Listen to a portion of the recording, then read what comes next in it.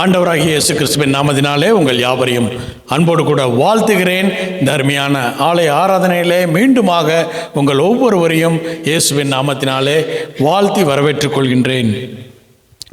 வாசிக்க கேட்ட வேத பகுதிக்கு நம்முடைய வேத புஸ்தகத்தை திருப்பிக் கொள்வோம். ஆகாய் தீர்க்கதரிசியின் புஸ்தகம் 2ஆம் அதிகாரத்திற்கு திருப்பிக் கொள்வோம். ஆகாய் தீர்க்கதரிசி புஸ்தகம் எடுக்கிறதுனா ரொம்ப கஷ்டம் இல்லை.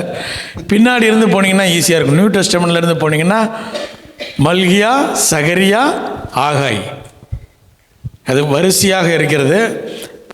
ஆண்டவராகிய இயேசு கிறிஸ்துவின் வருகைக்கு முன்னதாக இருந்த இந்த 3 தீர்க்கதரிசிகள் மல்கியா, சகரியா, ஆகாய் தீர்க்கதரிசி. ஆகாய் தீர்க்கதரிசியின் புஸ்தகம் 2ஆம் அதிகாரம் 19வது வசனத்தை வாசிப்போம். களஞ்சியத்தில் இன்னும் விதைத்த தானியம் உண்டோ? இன்னும் விதை தானியம் உண்டோ? திராட்சை செடியும் அத்திமரமும் மாதுளஞ்செடியும் ஒலிவ மரமும் கனி கொடுக்கவில்லையோ? முதலாவதாக கர்த்தர் சொல்றாரு, விதை தானியம் உண்டோ களஞ்சியத்தில்? விதை தானியம்னா என்ன? விளைச்சல் வருகிறது. விளைச்சலிலிருந்து ஒரு சிறு பகுதியை விதை தானியமாக எடுத்துக்கொள்ள வேண்டும். அதுதான் அடுத்த வருடத்திற்கான விதை. அதுதான். ஒருவேளை விளைச்சல் குறைவாக இருக்குமே ஆனால் என்னாகும்? எதில் கை வைப்போம்? விதை தானியத்தின் மீது தான் கை வைப்போம். ஏன்னா தேவைகள் இருக்கிறது. ஆகையினாலே நாம் என்ன செய்வோம்?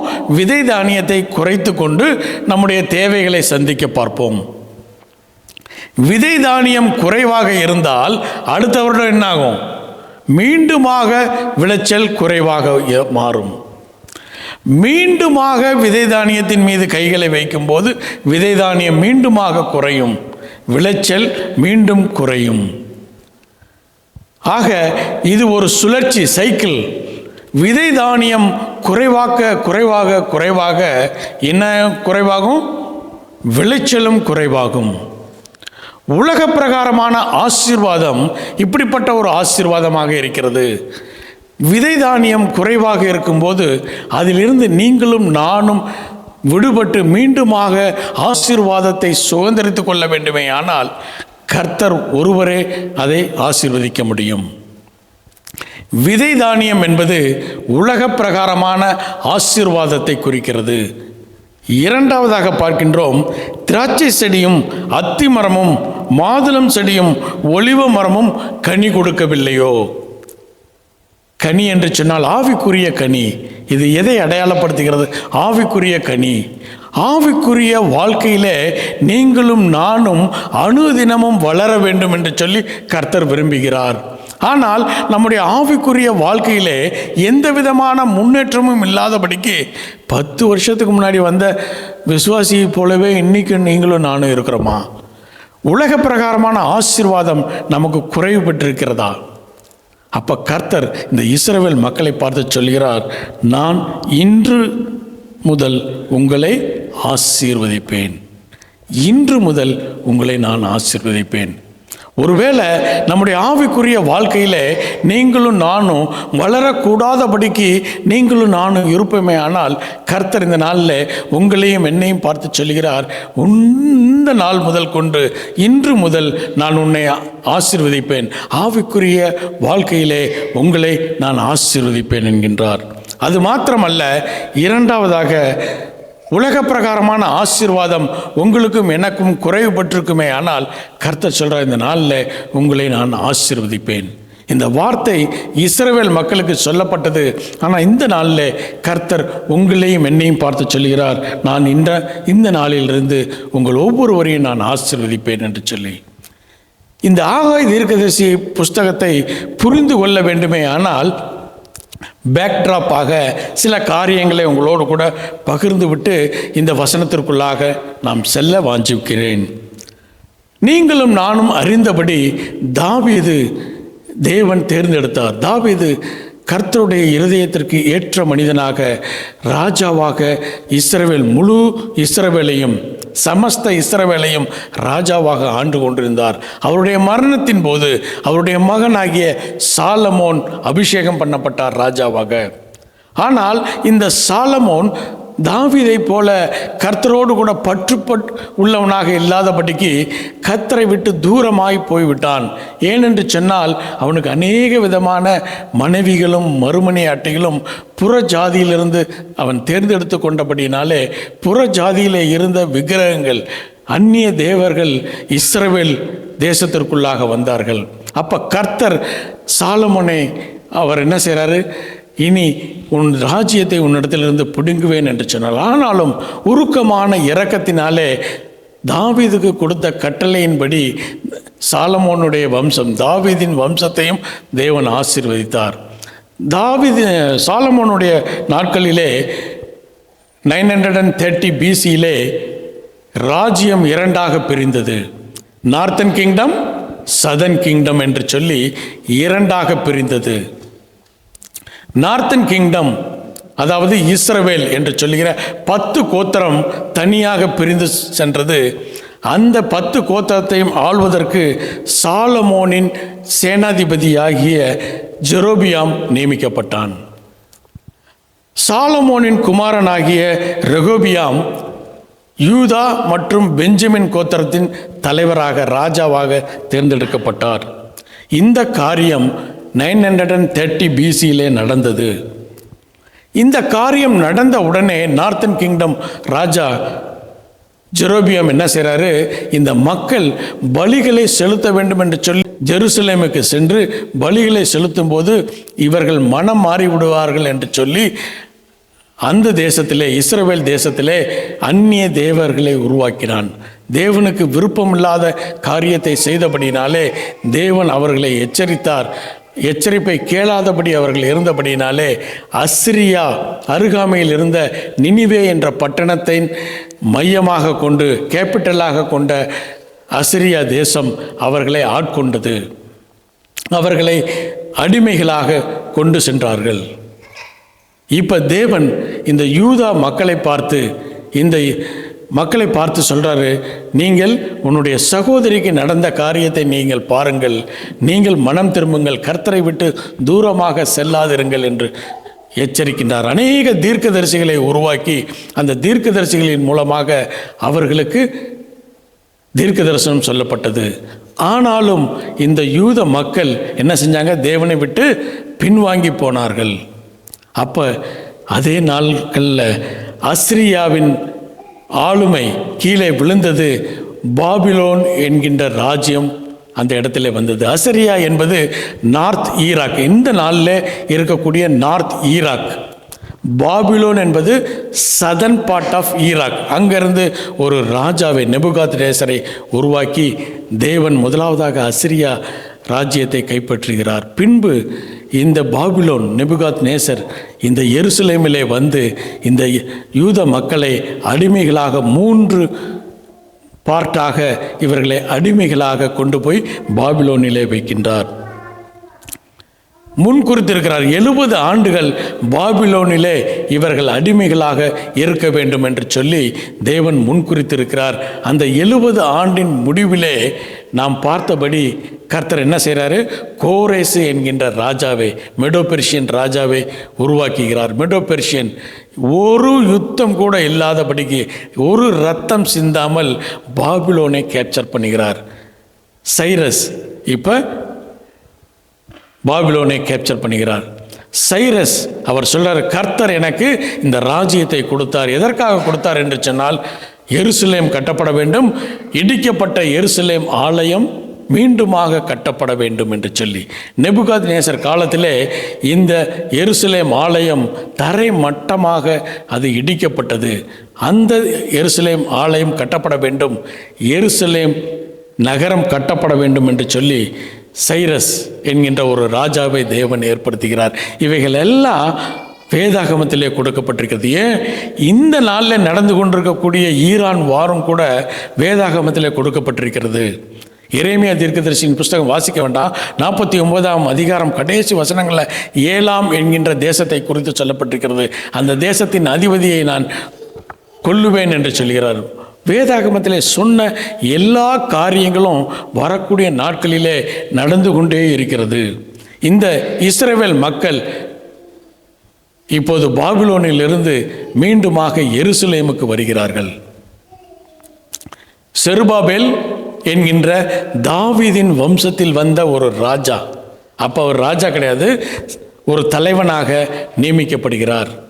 அதே போல் ஆரோனுடைய வம்சத்தில் வந்த யோசுவா என்கின்ற பிரதான ஆசாரியன், இவர்கள் இருவரின் தலைமையிலே பாபிலோனிலிருந்து எல்லா யூதர்களும் அல்ல, சில யூதர்கள் அவர்கள் மீண்டுமாக எருசலேமுக்கு வருகிறார்கள். சைரஸினுடைய காணிக்கையை பெற்றுக்கொண்டு, அங்கே இருக்கக்கூடிய மனிதர்களுடைய காணிக்கையை பெற்றுக்கொண்டு மிகப்பெரிய திட்டத்தோடு கூட தேவனுடைய சித்தத்தை சுமந்தவர்களாய் பாபிலோனிலிருந்து இப்போது மக்கள் எங்கே வர்றாங்க? எருசலேமுக்கு வருகிறார்கள். இந்த காரியம் எப்போ நடந்தது என்று சொன்னால் 538 பிசி, 538 பிசியிலே சைரஸ் என்பவர் இந்த உத்தரவை பிறப்பித்த போது அங்கிருந்து இந்த இஸ்ரவேல் இந்த யூத மக்கள் மீண்டுமாக பாபிலோனிலிருந்து அவர்கள் எருசலேமுக்கு வருகிறார்கள். ஏன் வருகிறார்கள்? 2 காரியம். ஒன்று, எருசலேமின் ஆலயம் கட்டப்பட வேண்டும், அதுக்கப்புறம் எருசலேம் கட்டப்பட வேண்டும் என்கின்ற 2 தரிசனத்தை பெற்றவர்களாக அவர்கள் திரும்பி வருகிறார்கள். எல்லாரும் திரும்பி வந்தாருன்னா எல்லாரும் வரல, அழைப்பை பெற்ற சில மனிதர்கள் மாத்திரம் வருகிறார்கள். அவர்களுடைய லக்கம் கொடுக்கப்பட்டிருக்கிறது வேதாகமத்தில். எஸ்ரா தீர்க்கதரிசியின் வாசிக்க வேண்டாம். எஸ்ரா தீர்க்கதரிசியின் புஸ்தகம் 2ஆம் அதிகாரம், நெகேமியா தீர்க்கதரிசியின் 7ஆம் அதிகாரத்திலும் அவர்களுடைய வம்ச வரலாறுகள், அந்த எல்லோருடைய பெயர்கள் கொடுக்கப்பட்டிருக்கிறது. 42,360 பேர். அது மாத்திரமல்ல, கொஞ்சம் வேலையாட்களும் கொஞ்சம் பாடல் குழுக்களுமாக சேர்ந்து சுமார் 50,000 பேர் பாபிலோனிலிருந்து எருசலேமுக்கு வருகிறார்கள். ஏன் வருகிறார்கள்? தேவாலயத்தை கட்ட வேண்டும் என்று சொல்லி வாஞ்சையோடு கூட அவர்கள் பாபிலோனை விட்டு வருகிறார்கள். இந்த எருசலேம் நகரம் கட்டப்பட வேண்டும் என்கின்ற ஒரு மிகப்பெரிய வாஞ்சை, தேவனுடைய சித்தத்தை சுமந்தவர்களாக 538 பிசியிலே அவர்கள் எருசலேமுக்கு வருகிறார்கள். நடந்த காரியம் என்ன என்று சொன்னால், 536 பிசியிலிருந்து 520 பிசி வரையிலே அந்த பணி நிறுத்தப்பட்டது. இவர்கள் வந்து தேவாலயத்தினுடைய கட்டடத்தினுடைய ஃபவுண்டேஷனை அவர்கள் செய்கிறார்கள். அதன் பிறகு அந்த இடத்திலிருந்து சமாரியர்கள் என்பவர்கள் யார்? இஸ்ரவேல் மக்களும் அசரியா மக்களும் கலந்து போன ஒரு கூட்டம், அவர்கள்தான் சமரியா. ஒருவேளை பெண் வந்து இஸ்ரவேல் பெண்ணாக இருக்கலாம், ஆனால் தகப்பன் யாராக இருப்பாங்க? அசிரியனாக இருப்பான், அல்லது அசிரியா பெண்ணாக இருப்பான், இஸ்ரவேல் ஆணாக இருப்பார்கள். இப்படியாக அவர்கள் கலந்து போய் அவர்களுக்குள்ளாக உண்டான ஒரு மக்கள் தான் இந்த சமரியா தேசத்தார். அதனால தான் யூத மக்கள் எப்போதும் சமரியா மக்களோடு கூட கலக்க மாட்டார்கள். இந்த சமரியா தேசத்திலிருந்து மக்கள் சொல்கிறாங்க, நாங்களும் தேவாலயத்தை கட்ட வேண்டும் என்று சொல்லி. இந்த செருபாபேலும் யோசுவாவும் சொல்கிறார்கள், இல்லை, தேவனுடைய சித்தம் எங்கள் மீது இருக்கிறது, தேவனுடைய தரிசனத்தை நாங்கள் பெற்றிருக்கிறோம், யார் தான் கட்டணும்? நாங்கள் தான் கட்ட வேண்டும் என்று சொன்னபோது அவர்கள் முதலாவதாக என்ன சொன்னாங்க? உங்களோடு கூட சேர்ந்து கட்டுவேன் என்று சொன்னவர்கள் இப்போ கட்டக்கூடாது என்று சொல்லி அவர்கள் எதிர்ப்பு தெரிவிக்கிறார்கள். அந்த எதிர்ப்பை பார்த்த தரிசனம் பெற்ற இந்த மக்கள் என்ன செய்கிறாங்க? 536 பிசியிலிருந்து 520 பிசி, சுமார் 16 ஆண்டுகள் அவங்க என்ன செஞ்சிட்டாங்க? கட்டுமான பணியை நிறுத்தி விட்டார்கள். தேவனுடைய தரிசனத்தை பெற்ற மக்கள் தேவனுடைய சித்தத்தை செய்வதற்காக பாபிலோனிலிருந்து எருசலேமுக்கு வந்தவர்கள் தங்களுடைய தேவனுடைய சித்தத்தை கைவிட்டு விட்டார்கள். அப்போ தான் தேவன் என்ன செய்கிறாரு? ஆகாய் என்கின்ற தீர்க்கதரிசியையும் சகரியா என்கின்ற தீர்க்கதரிசியும் எழுப்பி அந்த மக்களோடு கூட தேவன் பேசுகிறார்.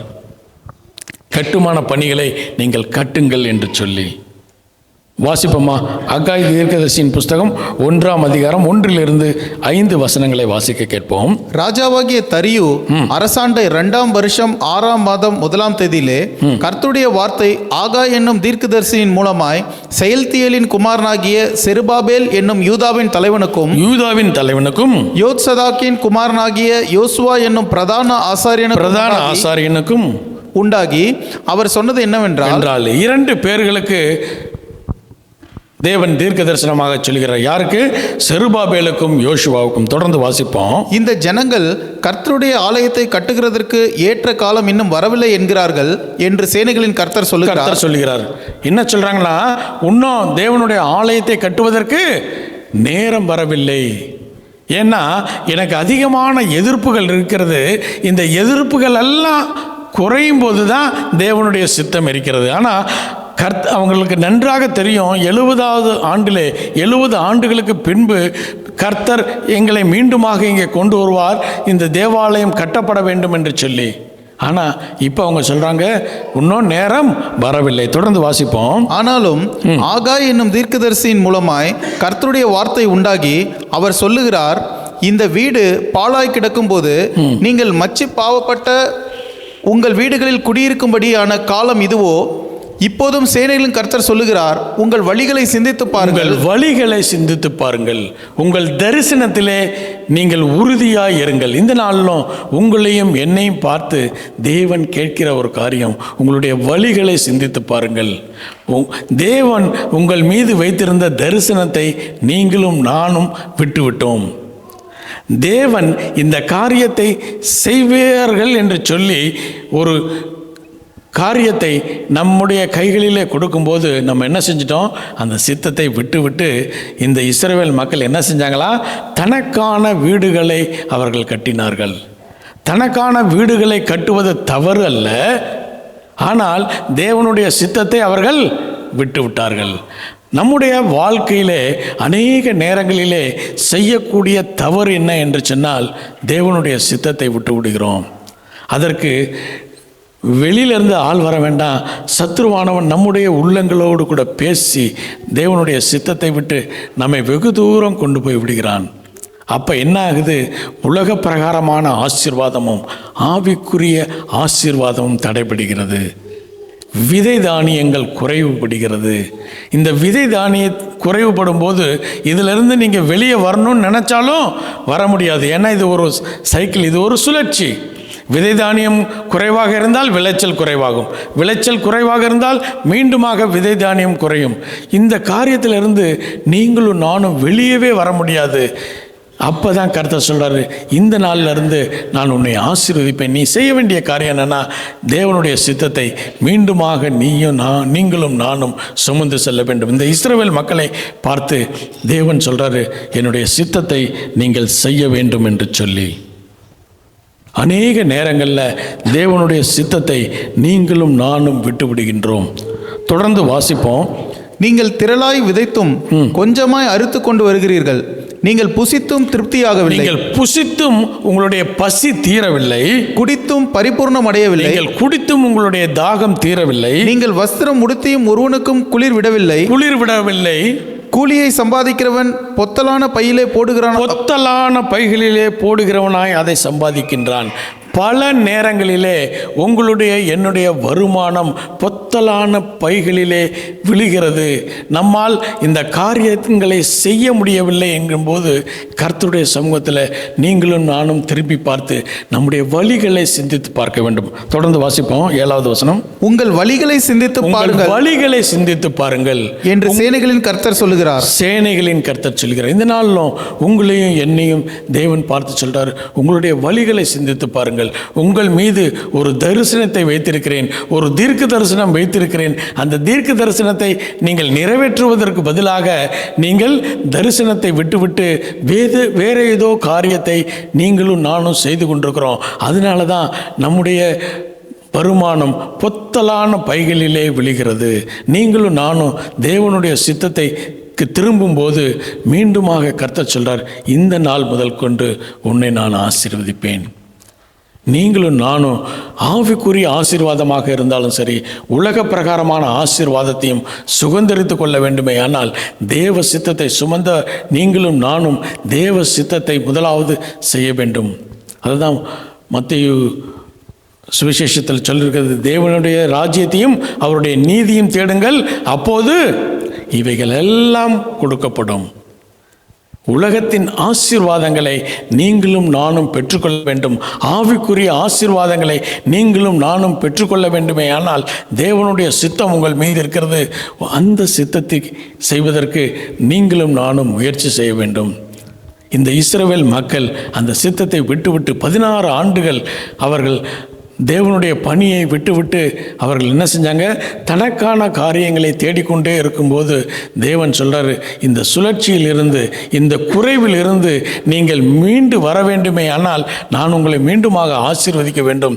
எப்படி ஆசீர்வதிப்பேன் என்று சொன்னால், நீங்கள் உங்கள் வழிகளை சிந்தித்து பாருங்கள். உங்களுடைய மீது வைத்திருக்கக்கூடிய தரிசனத்திற்கு உங்களை ஒப்புக்கொடுங்கள், அப்போது நான் உங்களை ஆசீர்வதிப்பேன் என்று சொல்லி D.L. மோடி என்கின்ற தேவனுடைய மனிதன் இவ்விதமாக சொல்கிறார், ஒவ்வொரு கிறிஸ்தவனுக்கும் 2 முக்கியமான நாட்கள் உண்டு. ஒன்று இந்த உலகத்திலே அவன் பிறந்த நாள். நம்ம எல்லோருமே பர்த்டே கொண்டாடுவோம் இல்லை? பிறந்த நாள் ஒரு முக்கியமான ஒரு நாள்.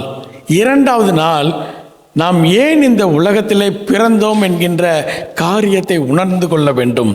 தி day you discover your purpose of birth. நீங்கள் ஏன் தேவனுடைய சித்தத்தின்படியாக இந்த உலகத்தில் பிறந்தீர்கள் என்பதை நீங்கள் அறிந்து கொள்கிற நாள். இந்த 2 நாட்கள் மிகவும் முக்கியமான நாட்கள். தேவன் உங்கள் மீது ஒரு சித்தத்தை வைத்திருக்கிற அந்த சித்தத்தை நிறைவேற்றுவதற்கு நீங்களும் நானும் செயல்பட வேண்டும். நம்முடைய வாழ்க்கையை இந்த நாளில் நாம் யோசித்து பார்ப்போம். Let us examine our life. நம்முடைய காலிங்கில் நீங்களும் நானும் ஃபேமாக நிற்கிறோமா? Stay firm with your calling. நம்முடைய அழைப்பிலே, நம்முடைய தரிசனத்திலே நீங்களும் நானும் உறுதியாய் இருக்கும்போது கர்த்தர் உலக பிரகாரமான ஆசீர்வாதத்தையும் ஆவிக்குரிய ஆசீர்வாதத்தையும் உங்களுக்கும் எனக்கும் கொடுக்க முடியும். பல நேரங்களில் இந்த இஸ்ரவேல் மக்களுக்கு சமரியாவின் மக்கள் கொடுத்ததை போல டிஸ்ட்ராக்ஷன் பல நேரங்களில் நமக்கு அப்போஸ் பண்ணுவாங்க. அந்த அப்போஸ் பண்ணும்போது நீங்களும் நானும் சோர்ந்து என்ன செஞ்சிருவோம்? தேவ சித்தத்தை விட்டு விடுவோம். இந்த இஸ்ரவேல் மக்கள் என்ன செஞ்சாங்களா? இன்னும் தேவ சித்தம் நிறைவேற நேரம் வரவில்லை என்று சொல்லி அந்த நேரத்திற்காக காத்து கொண்டிருந்தார்கள். பல நேரங்களில் டிஸ்ட்ரக்ஷன் சேஞ்ச் அவர் டெஸ்டினேஷன். தேவன் நமக்காக ஒரு அழைப்பை கொடுத்து ஒரு தரிசனத்தை வைத்திருக்கிறார். அந்த தரிசனத்திலே நீங்களும் நானும் நிலைத்திருக்க வேண்டும். வேதாகமத்திலிருந்து ஒரு சம்பவம் உங்களுக்கு எனக்கு தெரிந்த ஒரு சம்பவம். 2 ராஜாக்கள் 5ஆம் அதிகாரம். யாரை குறித்து சொல்லப்பட்டிருக்கிறது? 2 ராஜாக்கள் 5ஆம் அதிகாரம். யாரு? பைபிளை பார்த்தே சொல்லுங்க. நாமான், நாகமான் அல்லது ஆங்கிலத்தில் நாமான் என்று சொல்லப்பட்டிருக்கிறது. இந்த மனிதரை குறித்து சில சம்பவங்களை நீங்களும் நானும் இந்த நாளில் நாம் ஆராய்ந்து அறிந்து கொள்ளப் போகின்றோம். இந்த மனிதனுக்கு ஒரு நோய் இருந்துச்சு. என்ன நோய்? குஷ்டரோகம். கரெக்ட், குஷ்டரோகம் இருந்தது. இந்த எலிசா பல அற்புதங்களை செய்தாராம். 2 ராஜாக்கள் 2ஆம் அதிகாரத்திலிருந்து 13ஆம் அதிகாரம் வரைக்கும் 16 அற்புதங்களை செஞ்சாராம். எலியா 8 அற்புதங்களை செய்தார். எலிசாவோ 16. ஏனென்று சொன்னால் அவர் என்ன செஞ்சார்? என்ன கேட்டார்? ரெட்டிப்பான ஆசீர்வாதம் வேண்டும் என்று சொல்லி. அப்போ 16 அற்புதங்கள். மரிப்பதற்கு முன்பதாக 15, மரித்த பின்பு ஒரு அற்புதத்தையும் செஞ்சு 16 அற்புதத்தை செஞ்சார்.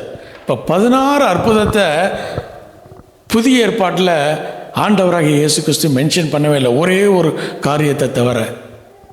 எந்த இடத்துலன்னு தெரியுமா யாருக்காவது? லூக்கா எழுதிய சுவிசேஷம் 4ஆம் அதிகாரம் 27வது வசனம். அல்லாமலும் எலிசா தீர்க்கதரிசியின் காலத்திலே இஸ்ரவேலுக்குள்ளே அநேகம் குஷ்டரோகிகள் இருந்தார்கள். அநேக குஷ்டரோகிகள் இருந்தாங்க. இஸ்ரவேலுக்குள்ள எத்தனை பேர் இருந்தாங்களா? அநேக குஷ்டரோகிகள் இருந்தாங்க. ஆயினும் சிரியா தேசத்தானாகிய நாகமானே அல்லாமல் அவர்களில் வேறொருவனும் சுத்தமாக்கப்படவில்லை என்று சத்தியத்தின்படியே உங்களுக்கு சொல்லுகிறேன் என்றார். ஜெபாலயத்தில் இருந்த எல்லாரும் இவைகளை கேட்ட பொழுது கோபம் உண்டு. போதும், இதுவரைக்கும் கோபம் வரல ஜெபாலயத்தில் இருந்தவங்களுக்கு. இப்போ கோபம் வந்துருச்சு. யாருடைய பேரை சொன்ன உடனே? நாமானுடைய பேரை சொன்ன உடனே அவங்களுக்கு கோபம் வந்துருச்சான். ஏன்னா ஆண்டவராகிய இயேசு கிறிஸ்து லூக்கா 4ஆம் அதிகாரம் சென்ற வாரம் பார்த்தோம். பரிசுத்த ஆவியானவராலே வனாந்தரத்துக்கு எடுத்து சோதிக்கப்பட்ட பின்பு அங்கிருந்து நேராக நாசரேத்துக்கு வருகிறார். இந்த சம்பவம் நாசரேத்தின் ஜெப ஆலயத்திலே நடக்கிறது. அங்கே தான் கோட் பண்ணுறாரு. யாருடைய பேரை? நாமானை பற்றி, நாமானை குறித்து சொல்கிறார். நாமான் குஷ்டரோகியாக இருந்தான். அவன் என்ன செய்யப்பட்டானா? சொஸ்தமாக்கப்பட்டான். இஸ்ரவேலுக்குள்ள அநேகர் இருந்தாங்கப்பா, யாருமே சுகமாகல. யாரை தான் சுகப்படுத்தினாரு? இந்த நாமானை தான் சுகப்படுத்தினான்னு அவங்களுக்கு என்ன வந்துருச்சு? கோபம் வந்துச்சு. ஏன்னா புறஜாதியானாகிய இந்த நாமானை குறித்து ஆண்டவராகிய இயேசு கிறிஸ்து சொல்றார், உங்களை காட்டிலும் அவன் எப்படிப்பட்டவர், அவர் விசேஷித்தவர் என்று சொன்ன உடனே இவங்களுக்கெல்லாம் ரொம்ப கோபம் வந்துருச்சு. வேதாகமத்தில் யாருக்காவது குஷ்டரோகம் வந்து சுஸ்தமாயிருக்கா? கரெக்ட். மிரியாமை தவிர வேற யாருக்குமே குஷ்டரோகம் வந்து சரியானதே கிடையாது. அதுக்கப்புறம் சுஸ்தமாகிறது யார் தான்? நாமான் மாத்திரம்தான். எடுத்தவர்கள் வாசிப்போம். என்னாகமும் 12ஆம் அதிகாரம் என்று சொல்லி நினைக்கிறேன். என்னாகமும் 12ஆம் அதிகாரம், ஸ்லைடில் இல்லை. என்னாகமும் 12ஆம் அதிகாரம் 1வது வசனம். ஏன் மிரியாமுக்கு குஷ்டரோகம் வந்தது? வாசிப்போமா? எத்தியோப்பியா தேசத்து ஸ்திரீயை மோசே விவாகம் பண்ணியிருந்தபடினால் மிரியாமும் ஆரோனும் அவன் விவாகம் பண்ணின எத்தியோப்பியா தேசத்து ஸ்திரீ நிமித்தம் அவனுக்கு விரோதமாய் பேசினார்கள். என்ன சொல்றாங்கன்னா, மிரியாம் யாரு? மோசேயினுடைய அக்கா, ஆரோனுடைய அக்கா. அவங்க என்ன சொல்றாங்க? கர்த்தரும் அவங்க கூட தான் பேசுவாரா, என் கூடலாம் பேச மாட்டாரா? நானும் யாரு தான்? தீர்க்கதரிசி தான், எங்கள் கூடலாம் பேச மாட்டாரா என்று சொல்லி அந்த ஒரு கான்வர்சேஷனில் அவர் 1வது வசனத்தை மீண்டுமாக வாசிப்போம். எத்தியோப்பியா தேசத்து ஸ்திரீயை மோசே விவாகம் பண்ணியிருந்தபடினால் மிரியாமும் ஆரோனும் அவன் விவாகம் பண்ணின எத்தியோப்பியா தேசத்து ஸ்திரீ நிமித்தம் அவனுக்கு விரோதமாய் பேசினார்கள். இப்போ இந்த சம்பவம் எத்தியோப்பியா பெண்ணை திருமணம் செய்தது பல ஆண்டுகளுக்கு முன்பு நடந்தது. அதுக்கப்புறம் இவர் வந்து மீதியான் தேசத்தில் வந்து கல்யாணம் பண்ணிட்டாரு. அங்கேருந்து ஒய்ஃபும் கூட்டிகிட்டு வந்துட்டாரு. இப்போ இவங்க எதை சொல்கிறாங்க? பழைய நாட்களில் நடந்த காரியத்தை கோட் பண்ணுறாங்க. நீ அப்படி இருந்த. Information is right, but intention is not correct. அதனால தான் கர்த்தர் என்ன செஞ்சார்? மிரியாமுக்கு குஷ்டரோகத்தை சொன்னார். ஏன் குஷ்டரோகம் வந்துச்சுன்னா காசிப் பண்ண ஒரே காரணத்துக்காக வந்துச்சு. இப்போ முதல் வசனத்தில் பார்த்தா யார் யாரும் பேசினதா இருக்கு? மிரியாமும் ஆரோனும். ஆரோன் மிரியாம் இல்லை, மிரியாமும் ஆரோனும். ஆனால் ஆரோனுக்கு குஷ்டரோகம் வரல. அவர் என்ன செஞ்சார்? சும்மா சொல்கிறத மட்டும் கேட்டிருப்பார். பேசுனது யார்? அக்கா பேசியிருக்கிறாங்க. அக்கா பேசும்போது ஆரோன் என்ன செஞ்சுருக்கிறாரு? தலையை மட்டும்தான் ஆட்டியிருக்கிறாரு. அதனால தான் யாருக்கு மட்டும் குஷ்டரோகம் வந்துச்சு? மிரியாமுக்கு வந்தது. ஆனால் மீண்டுமாக ஆரோன் மோசேயின் இடத்துல கேட்டபோது, மோசே தேவனிடத்தில் விண்ணப்பம் பண்ணும்போது 7 நாட்களுக்கு பின்பு மிரியாம் என்ன ஆனாங்க? சுகப்பட்டார்கள். இது நம்முடைய தியானம் அல்ல. இஸ்ரவேலிலே மிரியாமை தவிர யாருமே சுகப்பட்டதில்லை. ஆனால் யார் சுகப்பட்டாங்களா? சிரியா தேசத்து அதிபதியாகிய நாமான். தொடர்ந்து வாசிப்போம். 2 ராஜாக்கள் 5ஆம் அதிகாரம் 1வது வசனத்திலிருந்து 4 வசனங்களை வாசிப்போம். சிரிய ராஜாவின் படைத்தலைவனாகிய நாகமான் என்பவன் தன் ஆண்டவனிடத்தில் பெரிய மனுஷன். ஆண்டவன் அந்த இடத்துல சிரியாவினுடைய ராஜா ஆராம் என்று சொல்லி எழுதப்பட்டிருக்கிறது. இது நம்முடைய பக்கமத்தில் இல்லை. ஆனால் எங்கே இருக்குது? அசிரியாவினுடைய ஏடுகளிலே இருக்கிறது. அந்த நாட்களிலே ஆண்ட ராஜாவின் பெயர் ஆராம். தொடர்ந்து வாசிப்போம். தன் ஆண்டவனிடத்தில் பெரிய மனுஷனும் எண்ணிக்கையுள்ளவனுமாயிருந்தான். அவனை கொண்டு கர்த்தர் சிரியாவுக்கு ரட்சிப்பை கட்டளையிட்டார். அவனை கொண்டு, யாரை கொண்டு? நாமானை கொண்டு தான் அசிரியாவுக்கே ரட்சிப்பை கட்டளையிட்டார். மகா பராக்கிரமசாலியாகிய அவனோ குஷ்டரோகியா இருந்தான். அவனாய் குஷ்டரோகியா இருந்தான். இவன் நல்ல மனிதன் தான். சம்டைம்ஸ் நல்ல மனிதருக்கு பேட் டைம் வரும்ல. இந்த நாமானுக்கு குஷ்டரோகம் வந்தது. ஏன் வந்துச்சுன்னு நமக்கு தெரியல. ஆனால் அவன் குஷ்டரோகியா இருந்தான். தொடர்ந்து வாசிப்போம். சீரியாவிலிருந்து தண்டுகள் புறப்பட்டு இஸ்ரவேல் தேசத்திலிருந்து ஒரு சிறு பெண்ணை சிறைப்பிடித்து கொண்டு வந்திருந்தார்கள். அவள் நாகமானின் மனைவிக்கு பணிவிடை செய்து கொண்டிருந்தாள். அவள் தன் நாச்சியாரை பார்த்து, என் ஆண்டவன் சமாரியாவில் இருக்கிற தீர்க்கதரிசியினிடத்தில் போவாரானால் நலமாயிருக்கும், அவர் இவருடைய குஷ்டரோகத்தை நீக்கிவிடுவார் என்றாள். போதும். இதுக்கு முன்னாடி எலிசா யாரையாவது குஷ்டரோகத்தை சுகப்படுத்தியிருக்காரா? இல்லை.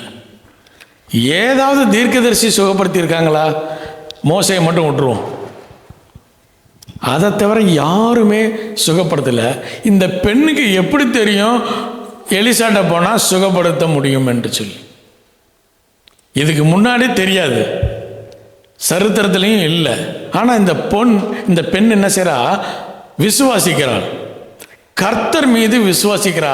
இவர் போய் அங்கே போனால், அவர் ஜெபம் பண்ணால் என்ன நடக்கும்? இவர் சொஸ்தமாவான். இந்த பெண் எப்படிப்பட்ட பெண்ணு? அடிமை பெண். இவர்கள் இஸ்ரவேலுக்கு யுத்தம் செய்ய வந்தபோது அடிமைகளாக கொண்டு போன பெண். எவ்வளோ வயசு இருக்கும்? கண்டிப்பாக 5-6 வயசு இருக்காது. இல்லைன்னா நாகமான் டைப்பர் மாற்றிக்கிட்டு இருக்கணும். இல்லை, ஒரு 13 வயசு இருக்குமா? 13 வயசு இருந்தால் தான் வேலை செய்ய கூப்பிட முடியும். 13-14 வயசு இருந்திருக்கும். இந்த பெண்ணை அடிமையாக கொண்டு போகப்பட்டவள். ஒருவேளை இவருடைய தகப்பனும் தாயும் யுத்தத்திலே கொல்லப்பட்டிருந்திருக்கக்கூடும். அடிமையாக போகிற பெண்கள், அடிமையாக இருக்கிறவர்கள் தன்னுடைய எஜமானிடத்தில் எதுவுமே சொல்ல முடியாது. எஜமான் சொல்கிறதான் கேட்டுட்டு செய்யணுமே ஒழிய இவங்க எஜமான்கிட்ட பேசுவதற்கு அதிகாரம் இல்லை. ஆனால் இந்த பெண் என்ன செய்கிறா? தைரியமாக என்ன சொல்கிறா? என் கர்த்தராலே இவரை குணப்படுத்த முடியும். என் கர்த்தராலே. இந்த நாகமானுடைய செய்கைகளை பார்த்து அவள் சொல்கிறா, இவர் சுகப்பட வேண்டும் என்று சொல்லி வாஞ்சிக்கிறாள். ஒருவேளை நீங்களும் நானாக இருந்தால் என்ன செய்வோம்? பிரைஸ் தி லார்ட் அப்படின்னு இருப்போம்ல. என்ன அங்கேருந்து கூட்டிகிட்டு வந்தேல, உனக்கு நல்லா வேணும், பிரைஸ் தி லார்ட். இல்லைன்னா இன்னும் கொஞ்சம் சேர்த்து சொல்லுவோம், இந்த குஷ்டரோகம் உனக்கு மட்டும் இல்லை, இந்த வீட்டில் இருக்கவங்க எல்லாத்துக்கும் வரணும். இந்த வீட்டில் இருக்கிறவங்களுக்கு மாத்திரம் இல்லை, இந்த படையில் இருக்கக்கூடிய எல்லாத்துக்கும் வரட்டும் அப்படின்னு பிரைஸ் தி லார்ட் அப்படின்னு ஒரு ஜெப குறிப்பு போட்டு ஒரு உபவாசம் போட்டிருப்போம்ல. ஆனால் இந்த பெண் கர்த்தரை அந்த இடத்துல உயர்த்த வேண்டும் என்று சொல்லி வாஞ்சிக்கின்றார். கர்த்தரை அந்த இடத்துல தெரிவிக்க வேண்டும். அவளுடைய சூழ்நிலை எப்படி இருந்துச்சு? அடிமையாக இருந்தா. அடிமையாக தன்னுடைய வாழ்க்கை சொல்லிக்கொள்வதற்கு ஒன்றுமே இல்லை. ஆனாலும் அவள் என்ன செய்கிறா? கர்த்தரை உயர்த்த வேண்டும், கர்த்தருடைய மகிமையை மற்றவர்களுக்கு சொல்ல வேண்டும் என்று சொல்லி அவள் வாஞ்சிக்கின்றாள். நம்முடைய வாழ்க்கையிலும் இப்படிப்பட்ட சூழ்நிலைகள் வருகிற போது நம்ம என்ன செய்வோம்? நமக்கே பாடு ஜாஸ்தி. நம்ம பாட்டுக்கு கர்த்தர் என்ன செய்வார்?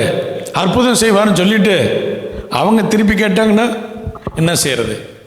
ஆனால் இந்த பெண் என்ன சொல்கிறா? குஷ்டரோகம் சரியாகும். விசுவாசமாக சொல்கிறா.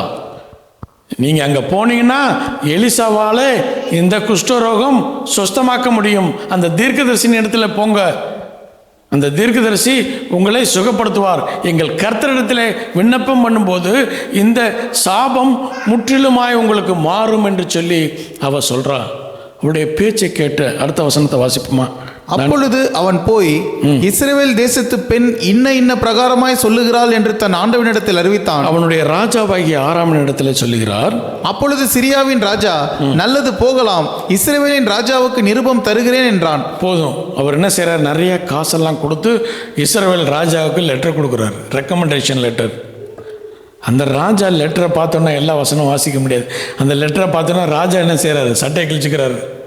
எப்படிப்பா ஒரு கர்த்தர் ஒருத்தர் தான் சுகப்படுத்த முடியும், இந்த லெட்டர் வந்துருச்சு இவரை சுகப்படுத்த முடியும் என்று சொன்னால் என்னால் முடியாது, கர்த்தர் இதுக்கு முன்னாடி இப்படிப்பட்டவர்களை சுகப்படுத்தியதே இல்லை. அப்போ தான் எலிசா சொல்கிறார், அவரை என்னிடத்தில் அனுப்புங்க. 9வது வசனத்திலிருந்து வாசிப்போம். அப்படியே நாகமான் தன் குதிரைகளோடும் தன் ரதத்தோடும் வந்து எலிசாவின் வாசற்படியிலே நின்றான். அப்பொழுது எலிசா அவனிடத்தில் ஆள் அனுப்பி, நீ போய் யோர்தானில் 7 தரம் ஸ்நானம் பண்ணு, அப்பொழுது உன் மாம்சம் மாறி நீ சுத்தமாவாய் என்று சொல்ல சொன்னான். ஒரு சொல்கிறார், இப்போ எலிசா சொல்கிறாரு, நீ போய் யோர்தானில் போய் 7 தரம் குழி. தொடர்ந்து வாசிப்போம். அதற்கு நாகமான் கடுங்கோபம் கொண்டு புறப்பட்டு போய் அவன் வெளியே வந்து நின்று தன் தேவனாகிய கர்த்தருடைய நாமத்தை தொழுது தன் கையினால் அந்த இடத்தை தடவி இவ்விதமாய் குஷ்டரோகத்தை நீக்கிவிடுவான் என்று எனக்குள் நினைத்திருந்தேன். நாகமான் என்ன நினச்சிருக்கிறாரு? உடம்பு பூரா அவருக்கு குஷ்டரோகம் இல்லை, ஏதோ ஒரு பகுதியில் மட்டும்தான் குஷ்டரோகம் இருந்திருக்கும்.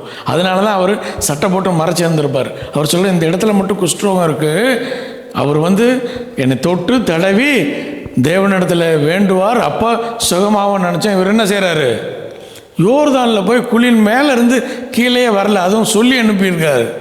அவருக்கு மிகுந்த கோபம். தொடர்ந்து வாசிப்போம். நான் ஸ்நானம் பண்ணி சுத்தமாகிறதற்கு இஸ்ரவேலின் தண்ணீர்கள் எல்லாவற்றை பார்க்கிலும் தமஸ்குவின் நதிகளாகிய ஆப்னாவும் பர்பாரும் நல்லதல்லவோ என்று சொல்லி. பாரும், இந்த 2 ஆறுகள் அந்த அசிரியா தேசத்தை முழுமையாய் வளமாக மாற்றிய ஆறுகள். இந்த ஆறுகளை காட்டிலும் இந்த யோர்தான் நதியில் இருக்கக்கூடிய தண்ணீருக்கு அப்படி என்ன ஒரு விசேஷித்த தன்மை இருக்கும்? இது நடக்காது. ஒரு குஷ்டரோகம் செல்ல வேண்டுமே ஆனால் மருந்து போடணும், இல்லை ஜெபம் பண்ணணும், எண்ணெய் பூசி ஜெபம் பண்ணணும். இவர் என்னடான்னா போய் குழின்னு சொல்லிட்டாரு. தொடர்ந்து வாசிப்போம். உக்கிரத்தோடு திரும்பி போயிட்டான். இப்போ என்ன சொல்கிறான்? இதெல்லாம் வேண்டாம், நான் திரும்பி போகிறேன். எங்கே போகிறேன்? அசிரியா நினிவே தேசத்துக்கு போகிறேன்னு சொல்லி திரும்பி போகும்போது என்ன நடந்தது என்று சொல்லி அவன் ஊழியக்காரர் சமீபத்தில் வந்து அவனை நோக்கி, தகப்பனே, அந்த தீர்க்கதரிசி ஒரு பெரிய காரியத்தை செய்ய உமக்கு சொல்லியிருந்தால் அதை நீர் செய்வீர் அல்லவா? ஸ்நானம் பண்ணும், அப்பொழுது சுத்தமாவீர் என்று அவர் உம்மோடே சொல்லும்போது அதை செய்ய வேண்டியது எத்தனை அதிகம் என்று சொன்னான். அப்போ இந்த பெண் மாத்திரம் இல்லை, இந்த அற்புதத்தை நடத்துவதற்கு இந்த ஊழியக்காரன்னு சொல்கிறான். என்ன சொல்கிறான்? பெரிய காரியம் ஒன்றும் சொல்லலைன்னா குளிக்க தானே சொல்லியிருக்காரு. ஒரு 7 தடவை குளிச்சுட்டு போயிடுவோமே, இவ்வளோ தூரம் வந்தாச்சு. அட்வைஸ். நல்ல மனிதர்களுக்கு சுற்றி நல்ல மனிதர்கள் தான் இருப்பாங்க. இவன் நாமான் நல்ல மனிதனாக இருந்தபடினாலே ஸ்லேவாக வந்த பெண்ணு என்ன செய்கிறா? இவனுக்கு உதவி செய்ய வேண்டும் என்று சொல்லி நினைக்கிறா. அவனுடைய ஊழியக்காரன், ஒருவேளை அந்த ஊழியக்காரன் நீங்களும் நானாக இருந்து என்ன செஞ்சுருப்போம்?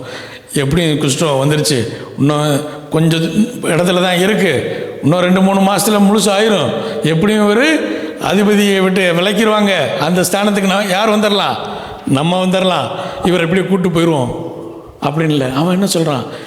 பெரிய காரியம் ஒன்றும் செய்யலையே, இந்த காரியத்தை செஞ்சு தான் பார்ப்போமே. நல்ல மனிதர்களோடு நல்ல மனிதர்கள் இருப்பாங்க. நம்முடைய பக்கத்துலேயும் நல்ல மனிதர்களை வைத்துக்கணும். நமக்கு அட்வைஸ் சொல்கிற ஆட்கள் எப்படின்னு பார்த்துக்கணும். இந்த நாகமானுடைய ஊழியக்காரன் அவனுக்கு அட்வைஸ் பண்ணுறான், செஞ்சு தான் பார்த்துருவோமே. தொடர்ந்து என்ன நடந்தது என்று சொல்லி பார்ப்போம். அப்பொழுது அவன் இறங்கி தேவனுடைய மனுஷன் வார்த்தையின்படியே யோர்தானில் 7 தரம் முழுகின போது அவன் மாம்சம் ஒரு சிறு பிள்ளையின் மாம்சத்தை போல மாறி அவன் சுத்தமானான். போதும். இந்த பெரிய அற்புதத்தை செய்வதற்கு காரணமாக இருந்தது அந்த சிறு பெண்ணுடைய விசுவாசம். முன்னமும் நடக்கலை. இதுக்கு ஆதியாகமத்திலிருந்து எலிசாவின் காலம், ஆண்டவராகிய இயேசு கிறிஸ்துவின் காலம் வரைக்கும் யாருக்கும் குஷ்டரோகம் வந்து சொஸ்தமானதாக நமக்கு தெரியாது, எக்ஸப்ட் மிரியாம். அந்த மாதிரி தான் ஏதோ தெரியாதனமாக காசிப் பண்ணி வாங்கிச்சு. மிச்சம் யாருக்கும் வந்தது போகவே இல்லை. ஆனால் இந்த பெண் சொல்கிறா, என்னுடைய தேவனாலே உன்னை சுகப்படுத்த முடியும் என்று சொல்லி. அந்த பெண்ணுடைய சூழ்நிலை சாதகமாக இல்லை. நம்முடைய வாழ்க்கையை பார்ப்போம், நம்முடைய எல்லாமே நல்லா இருந்தால் தேவனுடைய ஊழியத்தை செய்வோம் என்று சொல்லி நீங்கள் காத்திருப்போமே. ஆனால் இந்த இஸ்ரவேல் மக்களைப் போல இன்னும் காலம் வரவில்லை, இன்னும் காலம் வரவில்லை என்று சொல்லி காலத்திற்காக நீங்களும் நானும் காத்திருப்போம். கர்த்தருடைய தீர்க்க தரிசனம் உங்கள் மீது என் மீது வைக்கப்பட்டிருக்கிறது. அந்த தீர்க்க தரிசனத்தை நீங்களும் நானும் சூழ்நிலையை பார்த்தல்ல, தேவன் மீது இருக்கக்கூடிய நம்பிக்கையின் மீது, தேவன் மீது நம்பிக்கையை வைத்து நீங்களும் நானும் காரியங்களை செய்ய வேண்டும். தேவனுடைய சித்தத்தை இந்த உலகத்திலே செய்ய வேண்டும். உங்களையும் என்னையும் இந்த ஸ்வீடன் தேசத்தில் ஸ்டாக்ஹோம் பட்டணத்தில் தேவன் ஒரு சித்தத்தோடு கூட வைத்திருக்கிறார். அந்த சித்தத்தை நீங்களும் நானும் நிறைவேற்றும் போது தான் இம்மைக்குரிய ஆசீர்வாதங்களையும் மறுமைக்குரிய ஆசீர்வாதத்தையும் நீங்களும் நானும் பெற்றுக்கொள்ள முடியும். கடைசியாக ஒரே ஒரு மனிதரை குறித்து மாத்திரம் பார்த்து விட்டு நம்ம முடிப்போம். 17வது வசனத்திலிருந்து வாசிப்போம். இது சொஸ்தமான உடனே இவர் என்ன செய்கிறாரு, நிறைய பரிசு பொருட்களை எல்லாம் கொண்டு வந்து எலிசாட்ட கொடுக்குறாரு. எலிசா என்ன சொல்லிட்டாரு, காணிக்கையெல்லாம் வேண்டாம், நீ போ அப்படின்றாரு. தொடர்ந்து வாசிப்போம். அப்பொழுது நாகமான், ஆனாலும் 2 கோவேறு கழுதைகள் சுமக்கத்தக்க 2 பொதி மண் உமது அடியனுக்கு கட்டளையிட வேண்டும். உமது அடியேன் இனி கர்த்தருக்கே அல்லாமல் அந்நிய தேவர்களுக்கு சர்வாங்கன தகனத்தையும் பலிகளையும் செலுத்துவதில்லை. போதும். அவர் என்ன சொல்றாரு, இப்போ ரட்சிப்பை பெற்றுக்கொண்டார். இனிமேல் யாரையும் நான் வணங்க மாட்டேன். யாரை மட்டும்தான் வணங்குவேன், கர்த்தரை மாத்திரம்தான், யெகோவா தேவனை மாத்திரம்தான் வணங்குவேன். நீங்கள் எனக்கு ஒரு உதவி செய்யணும். என்ன செய்யணும், 2 கழுதை சுமக்கத்தக்கதான மண்ணை கொண்டு போக வேண்டும். அசிரியா தேசத்தில் அந்த நாட்களிலே இருந்த ஒரு பழக்கம் என்ன என்று சொன்னால், கடவுள் கர்த்தர் என்பவர் அந்த நிலத்திற்கு உரியவராக இருப்பார். ஆகையினாலே இந்த நிலத்தில் உள்ள கர்த்தர் உண்மையான கர்த்தர் என்று சொல்லி அறிந்து கொண்டேன். அதனால் இங்கே இருக்கக்கூடிய மண்களை நான் எடுத்துக்கொண்டு போய் என்னுடைய தேசத்திலே பலிபீடத்தை கட்டி அந்த பலிபீடத்தின் மீது கர்த்தருக்கு சர்வாங்க தகன பலியை செலுத்துவேனே அன்றி வேற யாருக்கும் செய்ய மாட்டேன். ஒரு மனிதன் முழுமையாய் கர்த்தரை அறிந்து கொள்ளவும் கர்த்தரை தன்னுடைய இரட்சகராக ஏற்றுக்கொள்ளவும் உதவிய பெண் யாரு, அந்த ஒரு சிறு பெண். அதுவும் அடிமையாக இஸ்ரவேலிலிருந்து எடுத்து சென்ற அந்த சிறு பெண் ஒரு பெரிய தேசத்தினுடைய ஆளுநரை, அந்த அதிபதியை அவள் மாற்றுகிறார். தொடர்ந்து 18வது வசனத்தை வாசிப்போம். ஒரு காரியத்தையே கர்த்தர் உமது அடியனுக்கு மன்னிப்பாராக. இவர் நாமான் கேட்கிறாரு, ஒரு சின்ன ரெக்வஸ்ட் வைக்கிறார். தொடர்ந்து வாசிப்போம். என் ஆண்டவன் பணிந்து கொள்ள. ஆண்டவன் என்று சொன்னால் அந்த ராஜா, அசிரியாவின் ராஜா ஆராம். ரிமோன் கோவிலுக்குள் பிரவேசிக்கும் போது, ரிமோன் கோயில், ரிமோன் என்கின்ற ஒரு தேவனை இவர்கள் அசிரியா மக்கள் நம்பினார்கள். அந்த ரிமோன் என்கின்ற தேவன் எதற்கு முக்கியமான தேவன் என்று சொன்னால், விளைச்சலை தரக்கூடிய தேவன். Thunder, the god of thunder and rain. அந்த ஒவ்வொரு வருடமும் அந்த விளைச்சலின் போது ராஜாவும் இவனும் சென்று அந்த இடத்துல அவன் பணிந்து கொள்ள வேண்டும். தொடர்ந்து வாசிப்போம். நான் அவருக்கு கைலாக கொடுத்து ரிமோன் கோவிலிலே பணிய வேண்டியதாகும். இப்படி ரிமோன் கோவிலில் நான் பணிய வேண்டிய இந்த காரியத்தை கர்த்தர் உமது அடியனுக்கு மன்னிப்பாராக. இப்ப என்ன சொல்றாரு, நாமான் எப்பயுமே ஒவ்வொரு வருடமும் இந்த ராஜாவோடு நான் தான் போவேன் அந்த இடத்துக்கு. ராஜா அங்க போய் வழிபடுவார், நான் அவருக்கு கூட நிற்கணும், பாதுகாப்பாக நிற்க வேண்டும். நான் இந்த காரியத்தை முடியாதுன்னு சொல்ல முடியாது. அதனால் நான் என்ன செய்கிறேன், இந்த ரிமோன் ஆலயத்திற்கு செல்லும் போது ராஜாவோடு கூட நான் செல்வதற்கு அனுமதி தாங்க, இந்த தடவை மட்டும் அனுமதி கொடுத்துருங்க. ஆனாலும் நான் அங்கே போய் அதை நான் சர்வாங்க தகன பலியோ அதை கும்பிடவோ மாட்டேன், கூட நான் செல்லணும், அவ்வளோதான். ஏன்னா அந்த ராஜா போகும்போது அவர் கூட நான் அந்த இடத்துக்கு போகணும், அதை மட்டும் மன்னிப்பாயாக. பல நேரங்களில் நம்ம இந்த மாதிரி காரியங்களை செய்யும்போது ஐயோ கடவுள் நம்ம என்ன செய்வார்னு நினைப்போம். இவர் என்ன சொல்கிறாரு, அதை மட்டும் போவேன், ஆனால் நான் அதை சேவிக்க மாட்டேன் என்று சொல்லும்போது எலிசா என்ன சொன்னான் வாசி. அதற்கு அவன் சமாதானத்தோட போ என்றான். இவன் புறப்பட்டு கொஞ்ச தூரம் போன போது, போதும் சமாதானத்தோடு போ, சரி நீ ஒரு பணி செய்வதற்காக இந்த ஆலயத்துக்குள்ளே போகணுன்னா ஓகே நீ போ, ஆனால் அதை நீ வழிபடவே மாட்டேன்னு சொல்லிட்ட. நீ என்ன சொல்லியிருக்கிற, கர்த்தருக்கு மாத்திரமே நான் சர்வாங்க தகன பலியை செலுத்துவேன் என்று சொன்னாய். ஆகையினால ஓகே இது நீ செய் என்று சொல்லி சமாதானத்தோடு கூட போன்னு சொல்லிட்டார். இப்போ இவர் என்ன செய்கிறாரு? போய் கொண்டிருக்கிறார். 20வது வசனத்துக்கு இந்த வாசிப்போம். தேவனுடைய மனுஷனாகிய எலிசாவின் வேலைக்காரன் கேயாசி என்பவன். இப்போ எலிசாவினுடைய வேலைக்காரன், எலியாவினுடைய வேலைக்காரன் யாரு? எலிசா. அவனுடைய கைகளுக்கு தண்ணீர் வார்த்தவன். இப்போ எலிசாவின் கைகளுக்கு தண்ணீர் வார்க்கிறது யாரு? கேயாஸ். ஒருவேளை எலிசா மரித்த பின்பு யார் தீர்க்கதரிசி ஆயிருக்கணும்? கேயாசி ஆயிருந்திருக்கணும். அப்படிப்பட்ட ஒரு அழைப்பை பெற்ற ஒரு மனிதன் செய்த காரியத்தை பார்ப்போம். தொடர்ந்து வாசிப்போம்.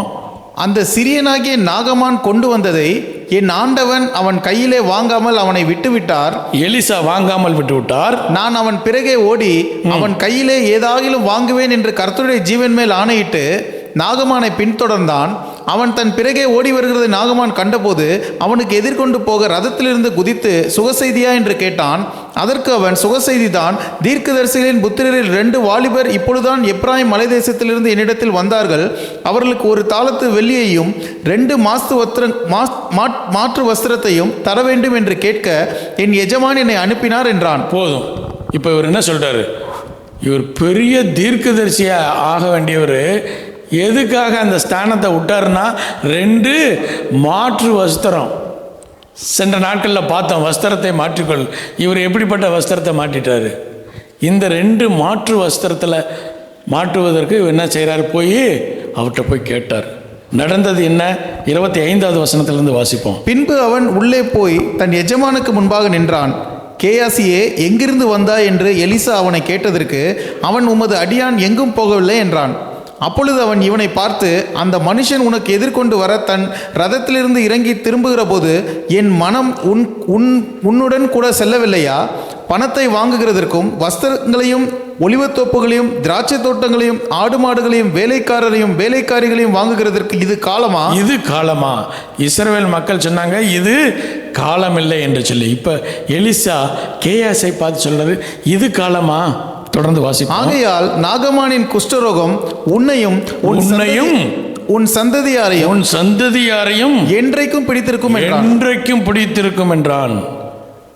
உடனே அவன் உறைந்த மழை நிறமான குஷ்டரோகியாகி அவன் சமூகத்தை விட்டு புறப்பட்டு போனான். பெரிய தரிசனத்தை பெற்ற கேயாசி எலிசாவுக்கு பின்பு கேயாசி என்கின்ற ஸ்தானத்தில் இருந்தவன் எதுக்கு தன்னுடைய ஸ்தானத்தை விட்டு விட்டானா? 2 மாற்று வஸ்திரத்திற்காக தன்னுடைய அழைப்பை விட்டு விட்டான்.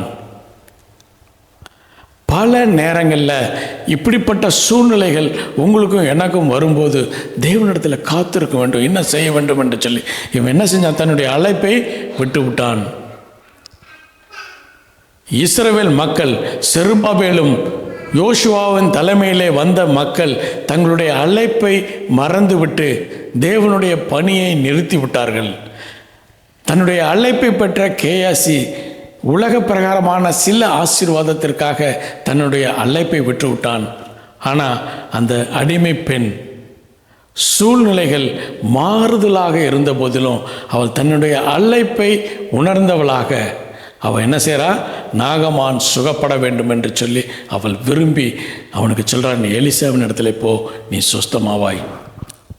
அஸ்ரியாவின் ஏடுகளில் சொல்லப்பட்டிருக்கிறது, இந்த நாமான் என்கின்றவனுக்கு ஒரு மகள் இருந்தது. அந்த மகள் அந்த ராஜாவின் குடும்பத்திலே மணமகளாக மாறினாள் என்று சொல்லி வேத வல்லுநர்கள் சொல்கிறார்கள். அந்த பெண் யார் தான்? இந்த அடிமை பெண் என்று சொல்லி. இந்த அடிமை பெண் ராஜாவினுடைய மருமகளாக மாறுகிறாள். ஏனென்று சொன்னால் தேவனுக்காக செய்ய வேண்டும். தன்னுடைய சூழ்நிலையை பார்த்து அல்ல, தேவனுக்காக தேவனுடைய நாமத்தை உயர்த்த வேண்டும், தேவனை மற்றவர்கள் அறிந்து கொள்ள வேண்டும் என்று சொல்லி வாஞ்சித்த அந்த வாஞ்சையினாலே கர்த்தர் அவளை உயர்த்தினார். சூழ்நிலைகளை பார்த்து அல்ல. யோசேப்பு, கடந்த நாட்களில் பார்த்தோம், யோசேப்பு சிறைச்சாலையிலே கைதியை போல இருந்தான்.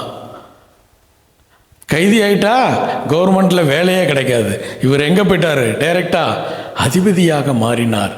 கர்த்தர் காரியங்களை மாற்றி அமைப்பார். நீங்களும் நானும் செய்ய வேண்டியது கர்த்தருடைய சித்தத்தை நீங்களும் நானும் செய்ய வேண்டும். கர்த்தர் நம் ஒவ்வொருவரும் மீது ஒரு சித்தத்தையும் ஒரு தரிசனத்தையும் வைத்திருக்கிறார். அந்த தரிசனம் நிறைவேறுவதற்கு நீங்களும் நானும் ஒப்பு கொடுக்கும்போது தேவன் நம்மை ஆசீர்வதிப்பார். எப்படி ஆசீர்வதிப்பார் என்று சொன்னால், விதை தானியத்தை ஆசீர்வதிப்பார். நம்முடைய உலக பிரகாரமான ஆசீர்வாதங்களை தேவனால் மாற்ற முடியும். அந்த சுழற்சி, குறைவின் சுழற்சியிலிருந்து உங்களையும் என்னையும் மீட்க வேண்டுமே ஆனால் கர்த்தர் ஒருவராலே முடியும். தேவனாலே அந்த காரியத்தை மாற்றி உங்களை ஆசீர்வதிக்க முடியும். ஒருவேளை கனி கொடுக்க முடியாத ஆவிக்குரிய வாழ்க்கையிலே வளர முடியாத சூழ்நிலையிலே நீங்களும் நானும் இருப்போமே ஆனால் தேவனுடைய சித்தத்தை செய்கிற போது தேவன் ஆவிக்குரிய வாழ்க்கையும் ஆசீர்வதிப்பார். இம்மையின் காரியங்களையும் மறுமையின் காரியங்களையும் தேவன் உங்களையும் என்னையும் ஆசீர்வதித்து அவருடைய சித்தத்தை இந்த உலகத்திலே செய்கிறவர்களாக பரலோக ராஜ்யம் இந்த உலகத்திலே ஸ்தாபிக்க உங்களையும் என்னையும் எடுத்து பயன்படுத்த முடியும். கண்களை மூடி தேவனுடைய சமூகத்தை நோக்கி பார்ப்போம்.